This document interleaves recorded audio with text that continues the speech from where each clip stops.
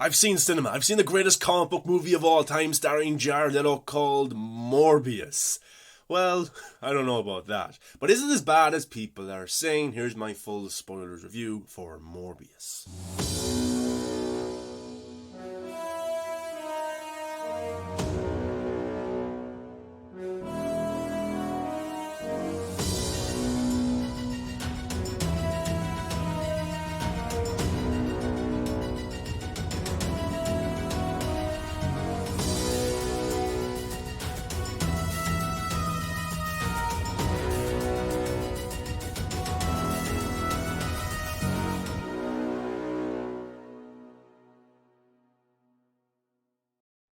What's going on, Marvel fans? Welcome back to the channel. I'm your host, the Viking. Make sure you give it a thumbs up and subscribe to the channel for a brand new video every single day. This is my Morbius review, which will feature some spoilers for the movie I finally got to see. This movie is getting bashed by critics, 17% on Rotten Tomatoes. Audiences gave it a C coming out of the theaters, but on Rotten Tomatoes, the audience score is around 70%, which is okay. It's pretty good. Now, this movie was very cheap to make, around 75 million, and so far it's made 126 million at the box office. So the movie will probably make its budget back, but it will not be a huge hit. And I don't think a Morbius 2 will be made because it's not a huge hit like Venom. Venom, Let There Be Carnage, you can say it's a good movie or a bad movie or even the first Venom, but they made a lot of money. They justified themselves getting a sequel. And I don't think Morbius has done that for itself, but I would love to see Jared Leto return as Morbius in the future, and it looks like he will be part of the Sinister Six that will eventually fight Spider-Man. Which Spider-Man? I don't know. But this movie for me has been unfairly bashed by the critics. I watched Morbius, I was expecting a train wreck, a terrible movie, but you know what? I went in 1 hour, 40 minutes, whatever it was, and I enjoyed myself. I liked this movie, and I would watch it again. I'll probably buy the Blu-ray. I thought it was a fine watch. I liked seeing Jared Leto as this character, Morbius. The transformations were really cool. The visual effects I thought were very good. I did like the fight sequences, but the movie was cut to pieces. Go watch the trailers. There's a lot of scenes that didn't make the actual movie, which is so disappointing. The Spider-Man references are just cut. Oscorp, that is disappointing. I don't know why they did that. It looks like this movie was cut up to pieces to make a short runtime. And I would love to see the extended version of this movie. And hopefully there is a director's cut out there somewhere in the future. But overall, look, I thought this movie was fine. It wasn't cheap looking at all. It wasn't terrible or anything like this. I was expecting this considering all the hate it was getting. It's not a great MCU movie, but it's a unique, different Marvel movie. There is no other Marvel, MCU or Sony movie like this. It's pretty dark in places, I think it would have been better if it was R-rated because a lot of the graphic scenes aren't graphic when they should be. So we follow this character that Jared Leto plays, who is dangerously ill with a rare blood disorder and determined to save others suffering from his same fate. Dr. Morbius attempts a desperate gamble. What at first appears to be a radical success soon reveals itself to be a remedy potentially worse than the disease that he has.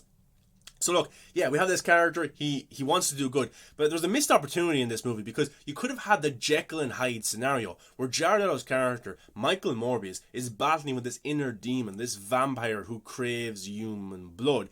But it seems like maybe a lot of that was cut out of the movie, and it probably was, because you can tell when scenes are supposed to be longer, when dialogue is supposed to be longer, when fight sequences are supposed to be longer, and then it's just cut in the middle. Like, what? Now we're on to the next scene. This movie is a sprint, and Venom, Let There Be Carnage was a sprint as well. It's just so fast paced. It's cutting to every single scene, and it gives no time to sit with each character. And something that these Sony movies have failed to do is add a deepness, an emotion to these characters. Something that the Sam Raimi movies did beautifully.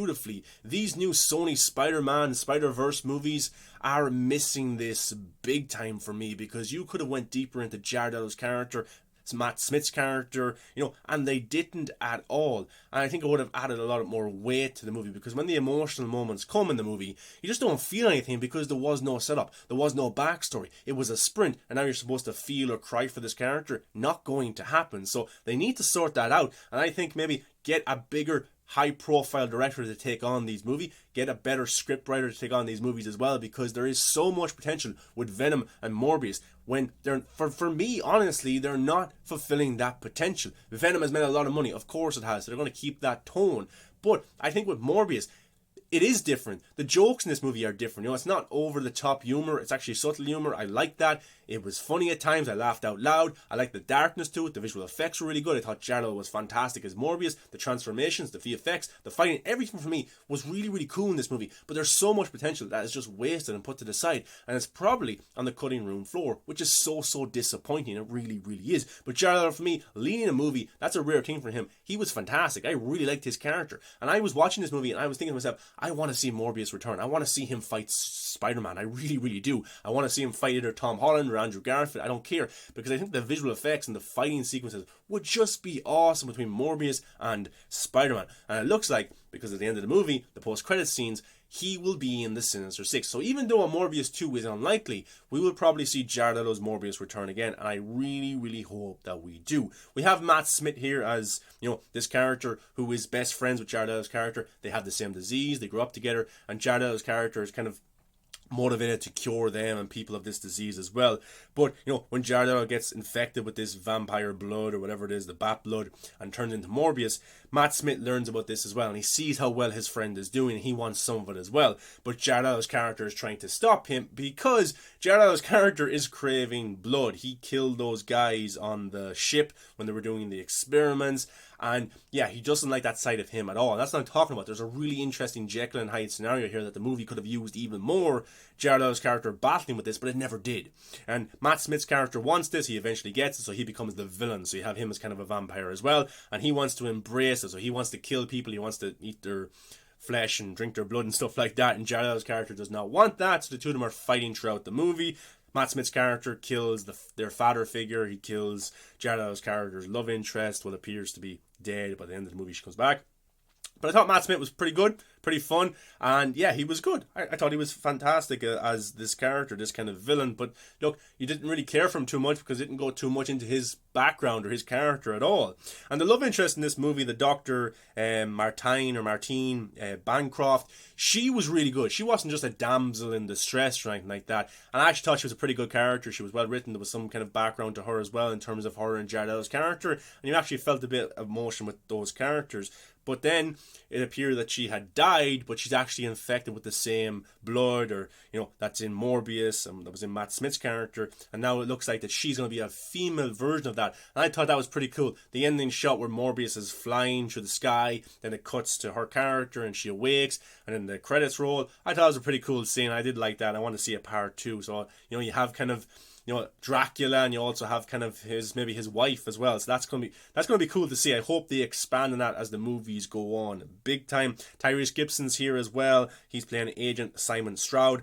You also got he's got a partner, Agent Rodriguez. They were fine together, you know, okay, but if you've seen the trailer, so much stuff was cut. So yeah, those two actors, you know, didn't get their full potential in the movie at all either. Michael Keaton shows up in 2 post-credit scenes, and it kind of doesn't make sense in a way, because, you know, because of Spider-Man No Way Home, everybody that knew Peter Parker or Spider-Man comes into the MCU. You know, you got the other 2 Spider-Mans, you got the villains and stuff like that.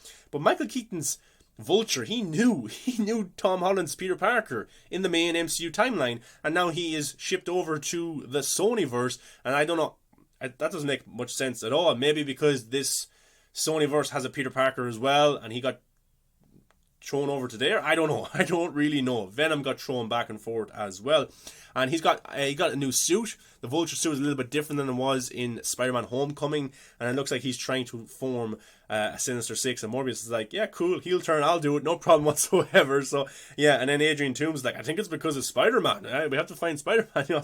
So yeah, it is a bit ridiculous. The post-credit scenes get just kind of thrown on at the end.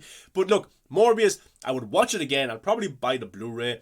I like the character. I think the character is fantastic. There's so much potential. And if they do make a number 2, get maybe a more high-profile director, or throw Morbius in the Sinister Six movie or one of the Spider-Man movies, because I think there's so much potential to this character, and it would be a shame not to use it. And Jared Leto is fantastic in the role. He really, really is. But it's a shame they cut out a lot of this movie. I hope there's a director's cut out there somewhere, because yeah, Sony, come on, man. You need to add more deepness, emotion, psychological battles to your movies, because it would be a lot better if you did that. Something that the Sam Raimi ones definitely had, and which made them the best for me. But I don't think this movie deserved the hate that it got. It's not JL-17 or Josh Trank's Fantastic Four. I think this movie is pretty enjoyable. It's 1 hour and 40 minutes. Go in, just enjoy yourself, watch it, and I had a good time. I really, really did. It's a shame they cut it out, but look, that's what happened. And yeah, the critics for me are just being really dickheads to this movie. I don't think it deserves it at all. But guys, what was your thoughts on Morbius? Have you seen it? Let me know in the comment section below. Thumbs up, subscribe to the channel, come follow me on all the social medias. Did you like Morbius? Do you think it's cinema, as Martin Scorsese would say, or do you think it's one of the terrible comic book movies ever? Or is it made, or do you like it, or do you hate it? Let me know. I enjoyed it. I would watch it again. Waste of potential, but for what it is on the surface, it's an enjoyable watch. Guys, thanks for watching. I really, really appreciate it, and I will see you in the next video.